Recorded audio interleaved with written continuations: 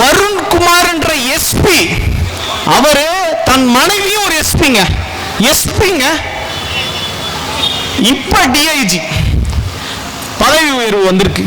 அவங்க குடும்பத்தை கேவலமா சித்தரிச்சு வலை ஒளியில் இப்ப என்ன பண்றாங்க, இதே மாதிரி மார்பிங் பண்ணி போட்டோவை போட்டு அழுக விட்டு அவர் நீ என்னைக்காவது ஒரு நாள் ரிட்டையர்ட் ஆகலடா, அன்னைக்கு நீ சட்டையை கழட்டிட்டு வாடா பாத்துக்குவோம், இல்லைன்னா இன்னைக்கு நீ சட்டையை கழட்டிட்டு வாடா பாத்துக்குவோம். யாரை கூப்பிடுறான்? வருண்குமார் எஸ்பி கூப்பிடுறாங்க.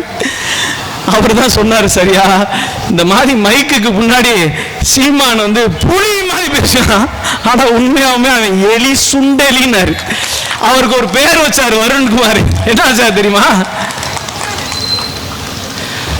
மைக்கோட சேர்த்து வருமே, மைக் புலிகேசின்னு ஒரு பேரை வச்சார். மருந்த குடி.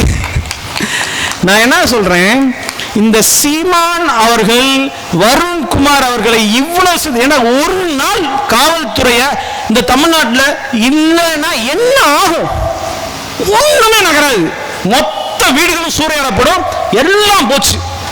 நைட்டும் பகலுமா உழைச்சிட்டு இருக்க காவல்துறை அதிகாரிகளை ஏதோ வீட்டு அப்படி பேசிட்டு இருக்க. உன்னைய என்னைக்குமே சரி தமிழக மக்கள் மன்னிக்கவே மாட்டாங்க. நீ பெண்களுக்கு எதிரி, காவலர்களுக்கு எதிரி,